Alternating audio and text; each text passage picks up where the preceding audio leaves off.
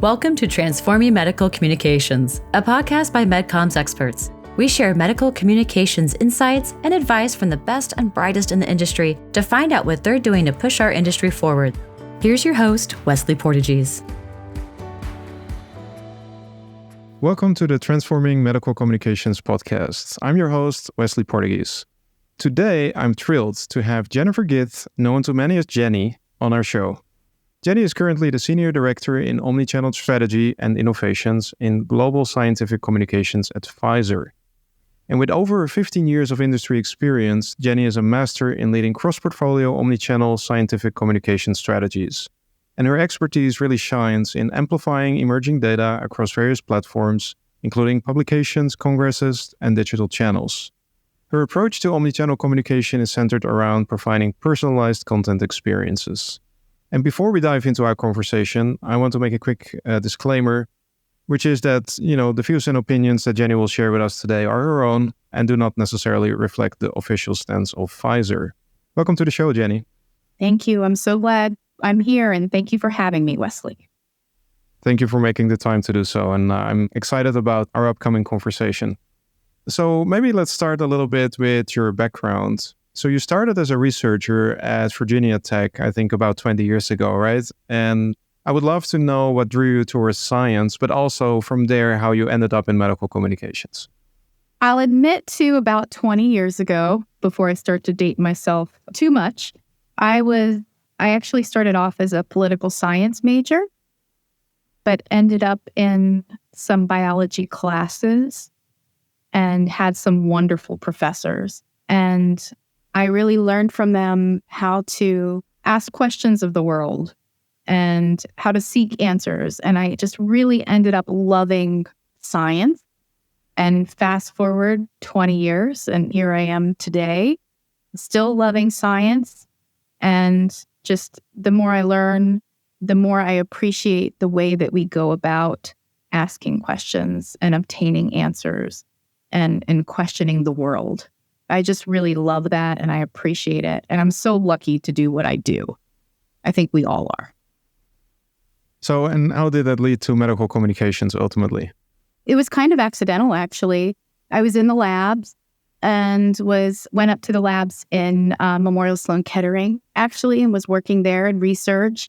Was down the hall from some wonderful, notable folks like Jim Allison as well. But I found the research rewarding. But I was also just fundamentally interested in how we were communicating our research.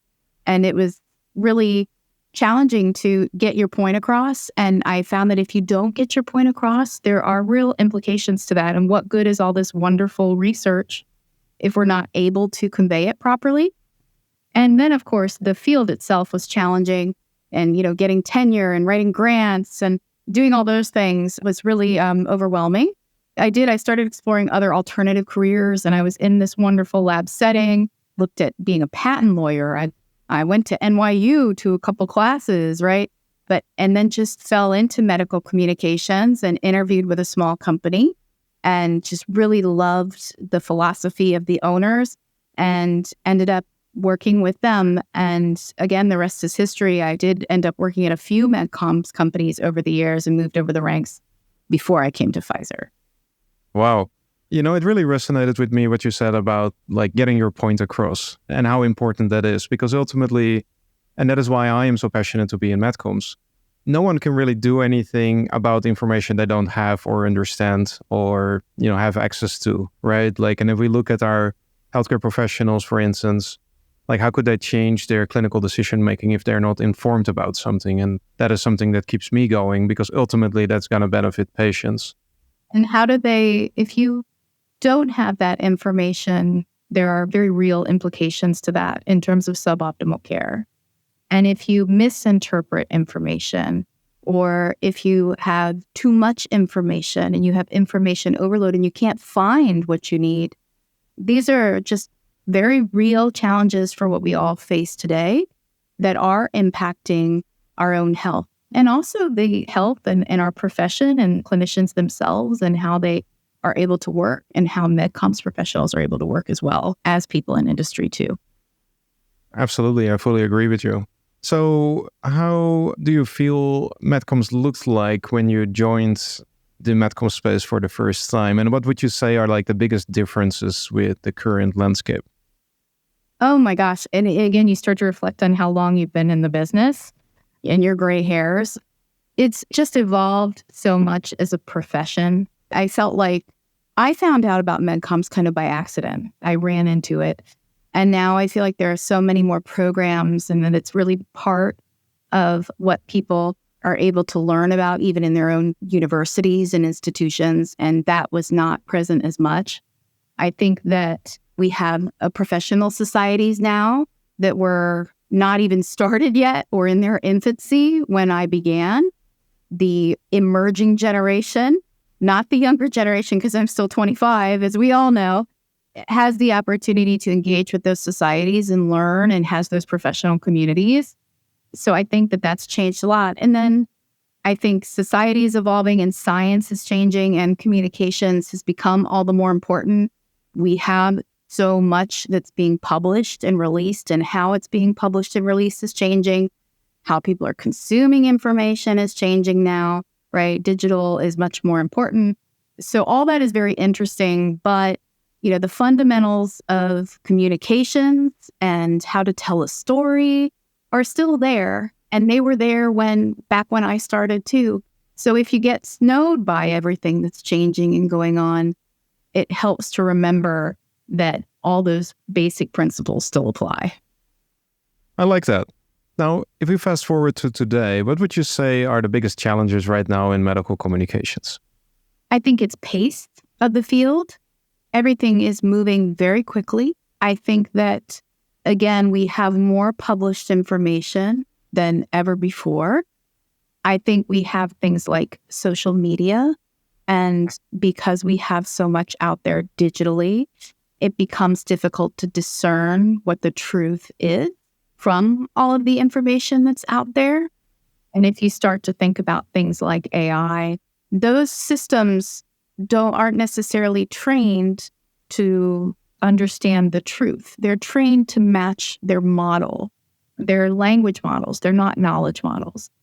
So discerning the truth from the fake facts becomes very challenging, even more so than I think when we started. So I think those are keeping up and upskilling and staying on top of what's most important and accurate and reliable are the hardest things that we do these days, for sure. I fully agree with that. We're aligned. And, if you look at some of the basic statistics around that, like for instance, every 20 seconds, there's a new publication coming out right now, which is, that time has decreased drastically. There are more and more publications. And then there are more channels that you could use. More channels, more challenge too is understanding your audience. There's also a divide. So not everyone consumes information the same way. And not everyone has access to the same types of channels that we all do as well. We just talked about AI. Not everyone has access to a computer across the world. Not everyone has access to publications that are behind paywalls. And some of these channels aren't necessarily as broad in their reach as we would necessarily think. So it's really important, too, that we understand what's underneath the hood in terms of audience. Just be very practical in thinking about what their true needs are and whether we're getting to them or not. Well, I definitely want to dive a little bit more in this understanding your audience. But before we do that, when you talk about channels, like what would you say are maybe some channels that are currently underutilized by the industry? So I think we are making tremendous strides, and there's a lot of excitement around things like plain language summaries, but there's not a lot of awareness around them necessarily amongst the patient communities. So I think we need to better understand channels of distribution for those types of materials. I think social media is a very controversial channel at times. And as medical and medical affairs, sometimes we struggle with what's appropriate versus not, and what the real firewall should be relative to when activities start to become commercial or promotional. And those are very real concerns. And then, of course, there are other kind of communities that are coming up through things like QXMD and TrendMD, these channels that allow us to extend the reach of publications are growing in their audience and their awareness. Could we do more? Absolutely. I think what we should focus on is, are we doing more in the right ways and in the best ways that are going to allow us to reach our audience? The underlying issue, too, is the metrics and what we're measuring against success. Are we increasing understanding? Are we just enabling reach? What are our goals? And then we should be building in the channels that help match to our strategic goals. I saw some data recently where they basically asked both the industry and the HCPs around different channels and what their preferences were. And what you basically saw is that the underutilized channels were the kind of the more modern channels, the more digital channels, and the channels that are like, I guess, overappreciated in a way, were more like for instance, the field medical function and so on, by which I'm not saying that it's not important, but I guess you can kind of see this, that we're catching up with modern communications, right? The more traditional channels are still very prominent in what we do, while the more modern channels are still catching on, and we're trying to find ways to use those more, in my view. I think a lot of it has to do with kind of just change management, right? And getting comfortable. But it is also, I think we're more comfortable talking about views when you talk about views of your paper. So, we reported out 10,000 views within 3 months. And that's also looked upon by our leadership as very impactful, right? Pubs in particular are our currency in communications. But when you start to think about, well, we got 1,000 views on this paid media channel, that's interesting, right? And it's important. You paid for those views. So you're reporting out a metric that you paid for. And how does that relate to the bigger picture in terms of your overall engagement, your reach, and your impact? I think that's why it gets a little challenging. But I do think we undercut ourselves in the process, because sometimes we don't necessarily think we have metrics that report impacts, but we only rely on views and downloads. But there are other things that we don't account for as readily, like citations and guidelines, like sentiment and like building in social media. And we don't think about those things as holistically as perhaps we could. And once you start to do that, you begin to understand that it is important to have a bit of a media mix. And that will help you achieve what you need in terms of that impact, reach, and engagement, if that's what you're looking for. I agree. And it is actually, that's a topic that has kept me thinking for a long time now. And this is why I'm kind of a proponent for companies to build some kind of centralized content source or a content place, right? Like maybe an educational website, so that you have one point where you can measure your metrics, regardless whether they come from paid media or social media or any other place. Also, when you look at the different types of metrics that you have, like we have the journal level metrics, right? Like impact factor would be the most simple example of that. And then we have publication level metrics, right? Like alt metric. And, we're all used to those, but they're kind of composites. And we don't really yet have something for anything beyond that, like paid media, like publication extenders, like PLS's enhanced publication content, right? And I guess it is up to us as an industry to come up with like the third composite and figure out an easier way to make this more, I guess, to make it easier to benchmark, to understand what success actually means and how to measure this. So I think what you said is really interesting for a number of reasons, right? So a centralized source to drive people to post materials, I think that's a wonderful thing if you can get your audience to go there. And I think that the reality of the world too is that we have tons of, I'm not a data scientist, but I'll call it unstructured data from all of these different sources. And getting all of that pulled into one master place, maybe that'll happen before you and I retire, right? For a lot of the places that we work for. So I think there are going to be technologies that help us do that. I think that analytics is changing. So I think that's very interesting. I do think that we need to evolve how we're doing things. And I think that even the journals are very interested in this too, and they're evolving how they're posting their own metrics as well. But we tend to look at things one channel at a time. So you look at your social media metrics, you look at your QX and trend, and then you look at your journal views. The better thing to do would be to look at them all against what your KPIs are. And it'll help you understand if you can turn a particular piece channel on more actively, or if you need to try to achieve more views within a certain time frame. If you're looking at things across those different channels, because the real world doesn't only, your physicians, your audiences don't only go to one place and only think of one thing at a time. So the way that we analyze our metrics should reflect their experiences as well. And I think we'll get there. I think some metrics like altmetric, even like impact factors and things like that, they do take into account some of those other things, right? And that's helping us. And I think we'll continue to see more of that over time, I hope. And I hope that we are able to continue to build in the more traditional metrics that we talk about that are immensely valuable and important, like the field medical metrics, but to have that conversation in its totality, more holistically, even across the teams, is going to be really important. And we're going to have to get more comfortable with having those conversations with different stakeholders at the table on a more regular basis. And MedComms is so wonderful because we are a hub for communicating across other line functions. And we have views of our other teams that they don't necessarily have. So we can be masters at this if we do it right. And it's a big opportunity. I like how you outlined this. It's exactly how I'm thinking. So pretty excited about that. Now, we got to know each other kind of in the conference circuit, right? Like talking about publication extenders. So I know we have a shared passion for that. Could you maybe, just as a piece of context, outline how you look at publication extenders? So what are they? How do they potentially provide benefits in the process?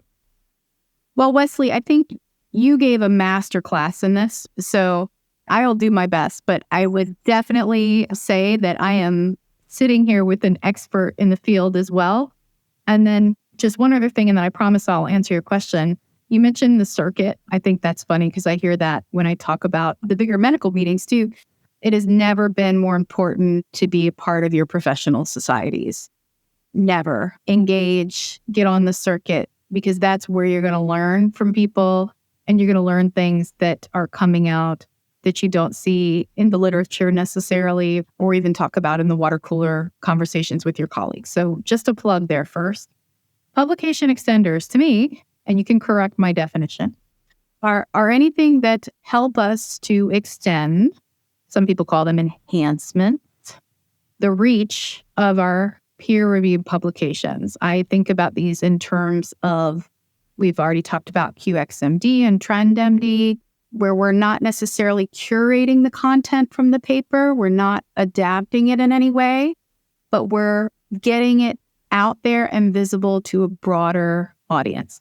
It includes those channels like paid media, it includes social media, it includes, but also infographics, video adaptations, podcasts. And a lot of journals are increasingly offering ways to adapt your papers in order to do that. And this enables people who have different reading styles, learning styles, to consume your content and better understand it.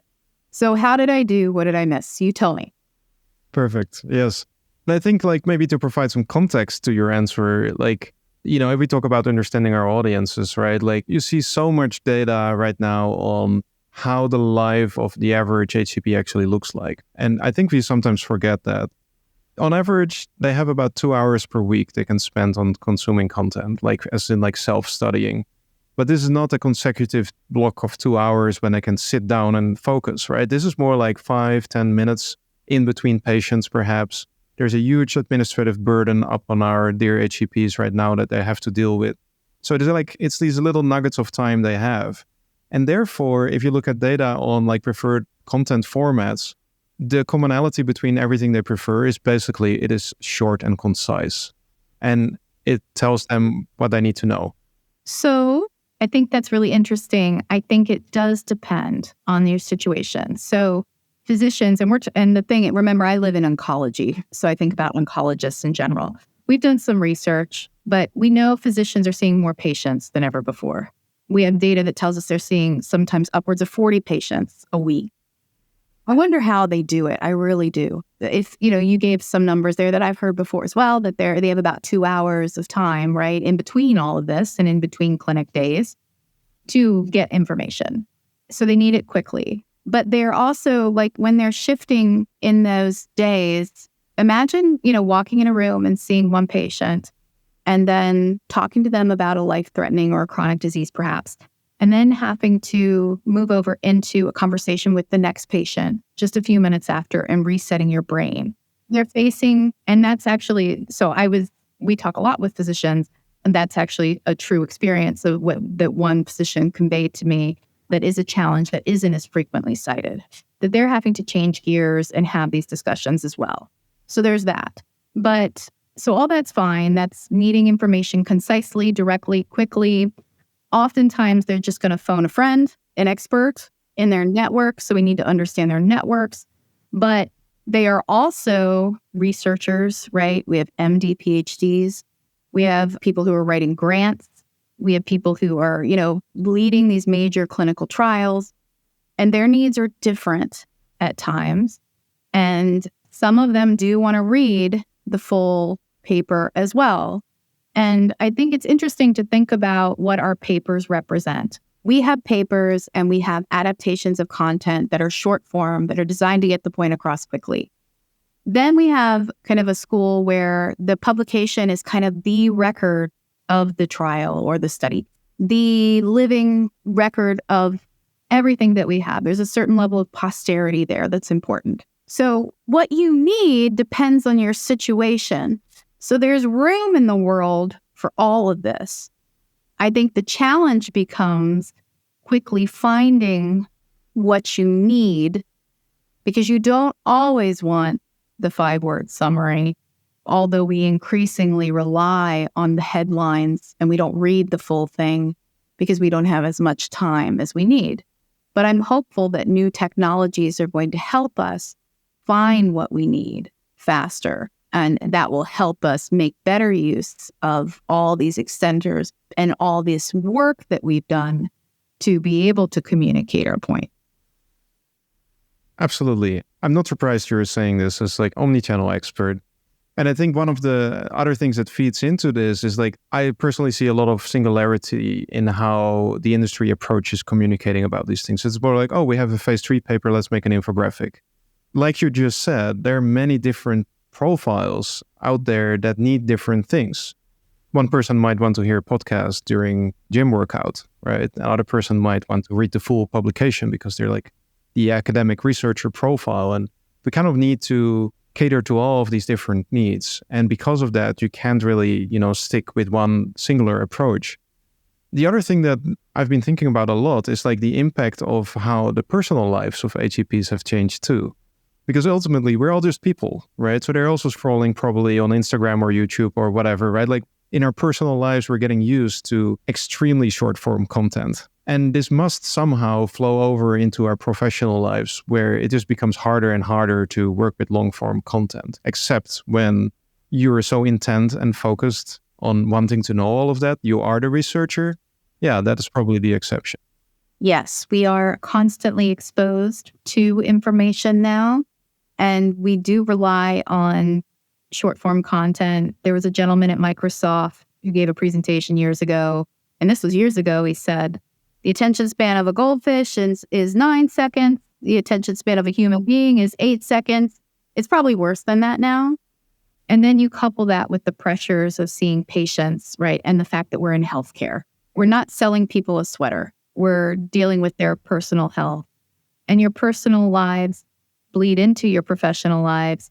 I learn a lot from my son about social media, for example. He's 14, and it definitely affects where I go for information. I go to places like, I do look at TikTok. I get encouraged to look at TikTok a lot these days, which is interesting for a whole nother set of reasons. I look at things like social, like LinkedIn, right, like X. And it's interesting because the information that flows through those channels is fundamentally different than what we get in other channels. So I see a lot of the tech folks on LinkedIn, for example, and there are a lot of tech communities that I'm part of. And that's a great resource for finding links to preprints that I don't see when I look at other communities. So you really do have to become savvy about what these channels are and where to go, depending on what your question is. It's really right tool for right question.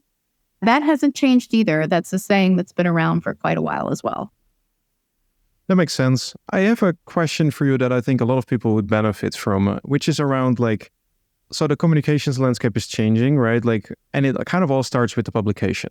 But previously, when we would do publication planning, there's a kind of a pretty logical way to do that, right? You know your product, you know the different conferences.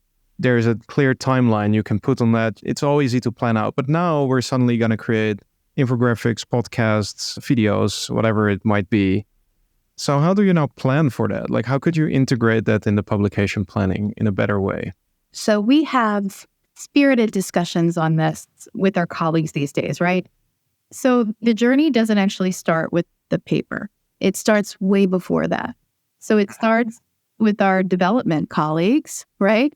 And engaging with them and working with them closely to understand what they're trying to achieve and why they're building the trials the way they are, et cetera. And then you want to think about before the publication, long before the publication, I would argue, who your audiences are going to be.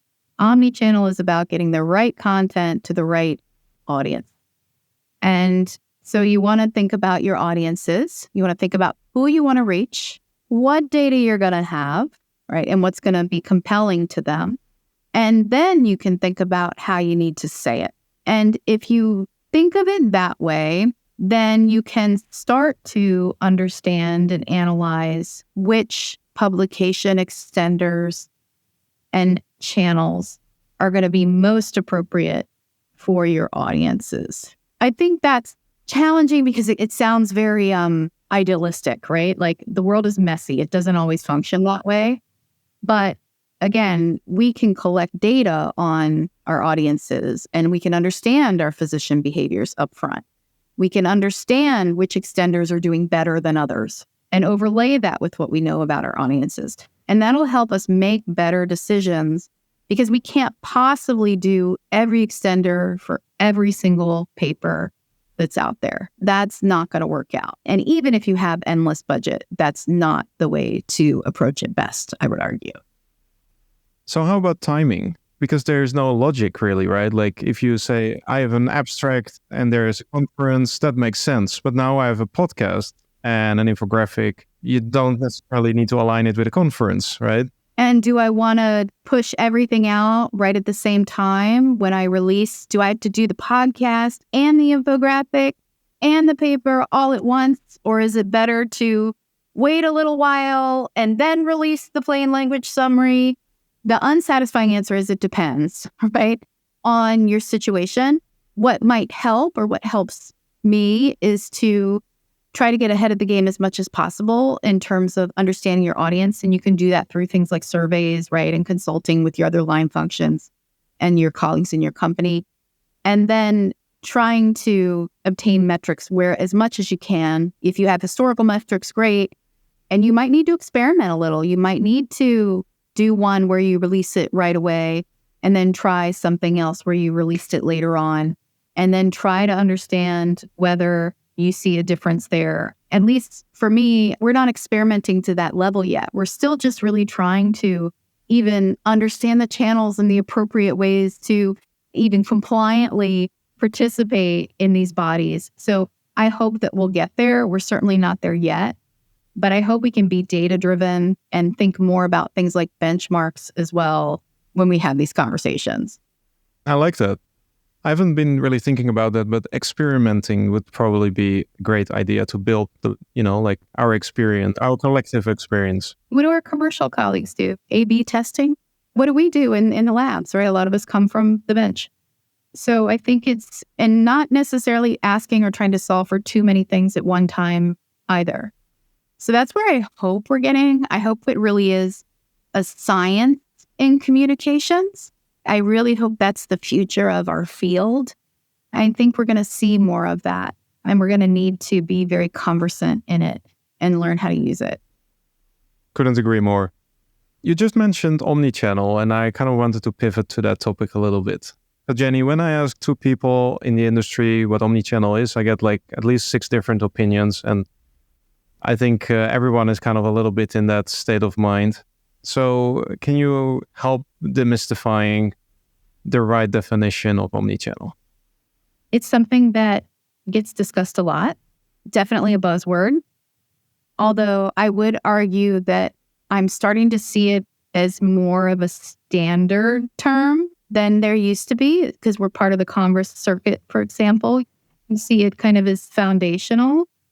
Omnichannel, to me, is really about understanding your audience and reaching them with the right information that suits their needs at the right time and in the right way or in the right format. That's a very plain language definition of it, right?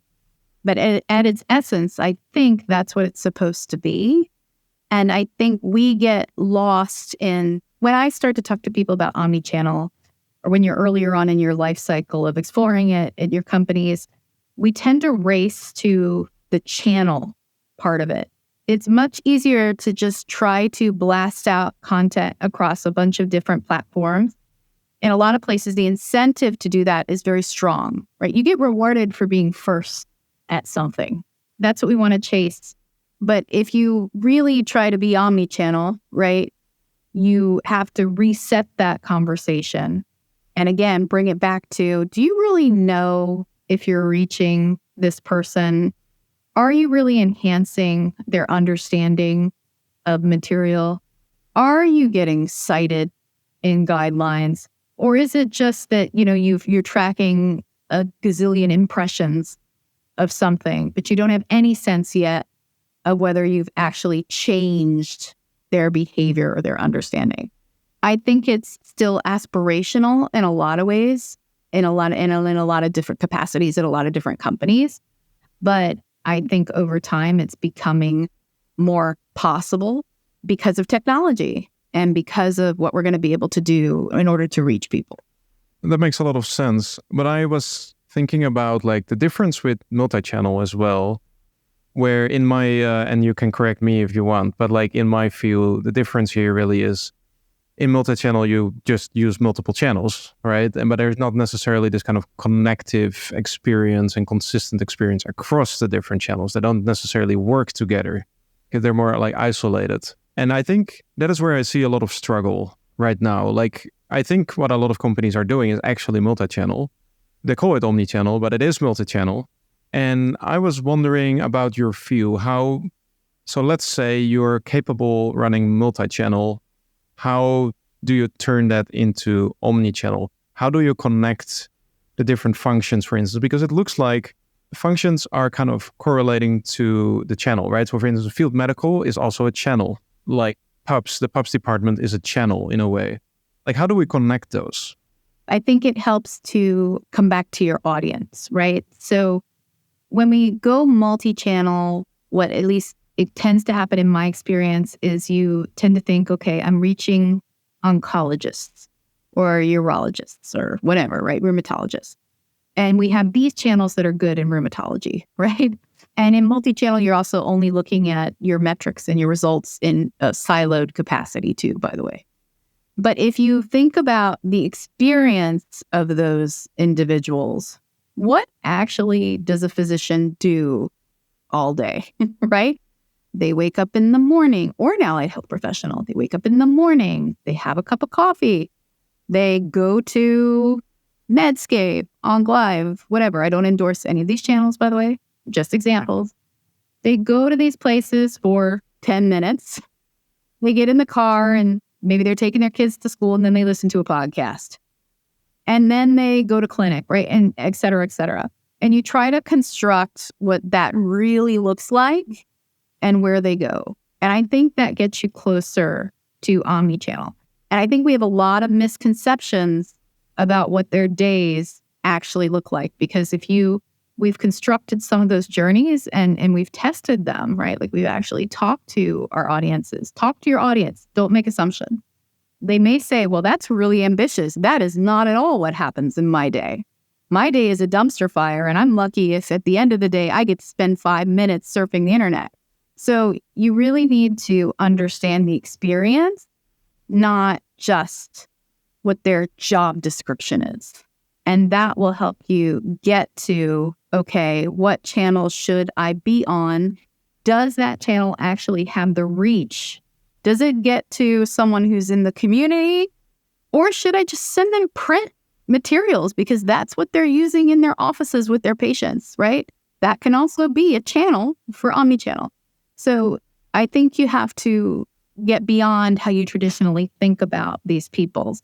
And that feels soft and fuzzy, and it feels like we're trying to be commercial. Sometimes some people will say that, but it's not. It's understanding people and understanding how they communicate so that you can better communicate with them. I like that. And I mean, I'm a big believer in understanding your audience, right? I don't think you can communicate effectively if you don't know your audience really well. But it is, of course, there's a barrier, right? Like if you look at the industry, there are so many people that are working in the industry but have never set a foot in the doctor's office to actually talk with one.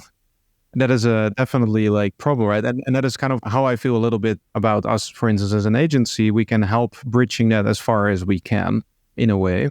But I think that is a hurdle. And that hurdle is not unique to our industry either. I think in almost every vertical that you have, there is a kind of a gap between the company and their clients. And it is kind of unexpected if you think about it. But like often you need some kind of third party to really get to know your clients, or you need to find opportunities to be more out there and actually communicate and ask the hard questions. I absolutely agree with you. First of all, it's so hard and we make a lot of assumptions. So find ways to do that, right? That are different than your day-to-day, but also our perceptions of what we're saying and how it's being received, our use of language is, I just find it lately, especially because we talk about AI a lot, extremely fascinating. So there's what we communicate and the jargon and the lexicon that we use and how that information is received. So we don't even realize it when we're saying it. We try to bring the language down in our discussions with patients to make it appropriate for patient audiences. But even when we're communicating with physicians as industry, when we're communicating with other professions, which we're increasingly challenged to do when we're talking to data scientists, when we're bringing data scientists and clinicians together to talk to each other and try to interpret results. I mean, I just find it so fascinating to think about the misconceptions that can occur. And also when we publish, the language that we use is getting put into systems that are ingesting it and then spitting information back out that is then interpreted. So I think there's reaching the audience and also rethinking how we're conveying the information as well in this new world that we're living in. That's probably a whole nother podcast. I would agree. And I think it's extremely hard to really, really imagine how someone else's situation looks like. If you just look at the fact that if we work on a certain therapy or product, we know everything about it. It is what consumes us, right? Like in the industry, that's what we know everything. We have all the data. We're working on all these projects. Now we visit the doctor. For them, it might be 5% of their life. And for us, it's 100. And we need to understand that somehow. And I had just had, before this recording, I had an interesting conversation with someone where there was kind of a situation where someone introduced themselves as an MSL. And the doctor said, like, what is an MSL? You know, and for us, that's like completely logical. We would assume that they all know that, but it's just us. We know that. That's our world. But in their world, it might not really matter. It might confuse the MSL with a sales rep or the other way around. It doesn't really, if no one tells them. And if we think they know and we don't tell them, they will never know. So I think making these assumptions is very dangerous. If you're a medical writer and you're working as a publication professional and you get on the phone with a physician and you say, I'm a medical writer and I'm here to support you. I think we're more familiar with this situation, probably. They don't know what you do, right? And we went through so much as a field, as publication professionals, in clarifying what that meant. So what is happening, and it has very real implications. So what is happening now is that experience, I think there are learnings there that we should consider, and we need to choose our words carefully because they are being used in ways that we didn't even think of. And when we talk about how these systems are being tested, how we're tested, there's their personal qualitative reactions and interactions and the ability to misinterpret those. And then there's like the more quantitative piece where we're thinking about things like keyword searches, whether these tools can pass medical licensing exams. What domains should we evaluate when we're thinking about clarity, when we're thinking about our plain language summaries, and are we at the appropriate reading level? But, did we get all the information across? There's a lot of very interesting research going on about kind of the density of how we think as human beings and what our preferences are that happen in the writing. So again, I think we have to challenge ourselves to explore that information, explore that research, and talk to people from other fields to better understand the disconnects, right?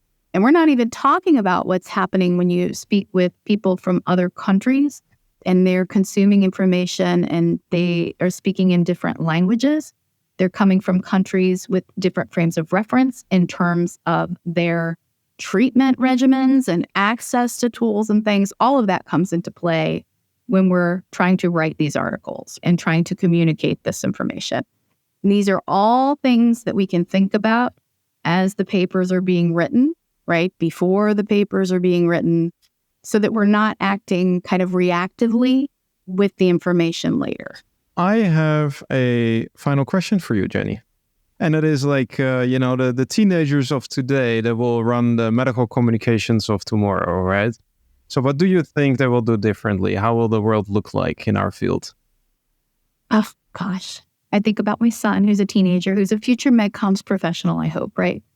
In all seriousness, I think that they have access to so much that we didn't have. But it's really important that they not lose sight, again, of the fundamentals. How to think critically, how to analyze facts, how to ask questions. Those things are all the more important, right, to teach in the schools and for people to focus on. But the people who are able to do that and use the technologies are going to be the ones who succeed. It's not whether these things are going to take over our jobs, right? There's a lot of very apocalyptic concerns happening in the world right now with digital and with artificial intelligence. But I don't think that it's going to be that the robots are going to take away what we have, because we still have to think and do all of those things and really use science in ways that the machines aren't yet. So I'm optimistic because our children, our future generations are going to have all of this at their fingertips. And they're going to have more time to think about things instead of doing all those rudimentary tasks that we kind of have to spend too much time on these days. That's a very deep insight. I like it. Well, it was a pleasure to have you here. Thank you for taking the time and share your expertise with our audience. I really enjoyed our discussion, as always. Wesley, you're lovely. It's a privilege and a pleasure. And I hope this helps. And, please continue the good work that you're doing. And I very much look forward to our next conversation. Me too. Thank you. Take care. Transforming Medical Communications is brought to you by MedComms experts. To find out more about MedComms experts and how we create some of the most cutting-edge medical communications programs anywhere in the world, visit www.medcoms-experts.com. And then make sure to search for Transforming Medical Communications in Apple Podcasts, Spotify, and Google Podcasts, or anywhere else podcasts are found. Make sure to click subscribe so you don't miss any future episodes. On behalf of the team here at MedComms Experts, thanks for listening.